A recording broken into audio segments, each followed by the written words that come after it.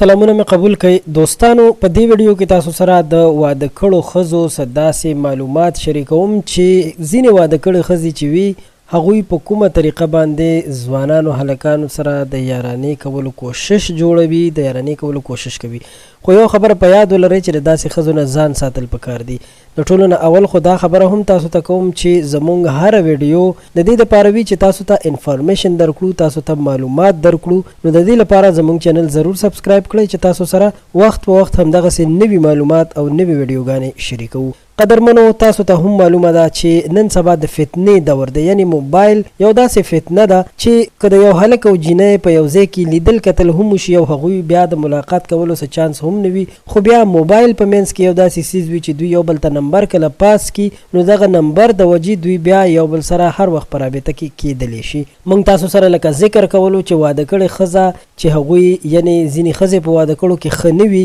او هغوی هلکانو سره یا سړو سره په کومه طریقه باندې یارانې جوړوي. د ټولو نه اول خو ځینې ښځې داسې وي چې هغوی ډېرې تیزی وي، یعنی خبرو کولو انداز چې وي هغه ډیر چالاکه وي، او داسې ښځې اکثر په واده کې چې د هلکانو سره ګپې شپې لګوي، ګپ شپ جوړوي او هغوی ته دا بهانه په لاس ورځي چې ګنې مونږ خو د واده په دوران کې دلته ستر پرده نه کیږي او په دې وجه باندې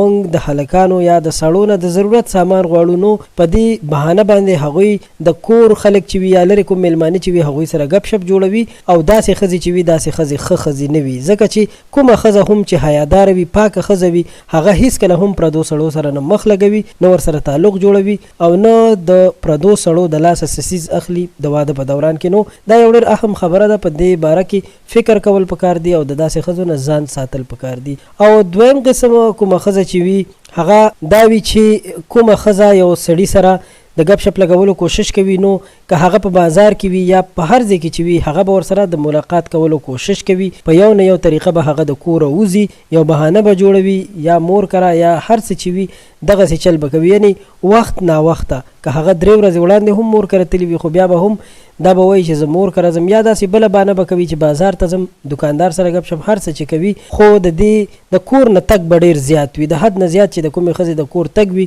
نو دغه ښځه چې دغه څارل پکار دي، دغه ښځه اکثر د ناروا کار کولو کوشش کوي. قدرمنو، دا معلومات مو تاسو ته ځکه درکړل چې تاسو هم ډېر زیات احتیاط وکړئ. که ویډیو مو خوښه شوې وي لایک یې کړئ، همدغسې انفارمیشن دپاره زموږ دا چینل خان کلیک ضرور سبسکرایب کړئ. خوشحاله اوسئ، بریالي اوسئ.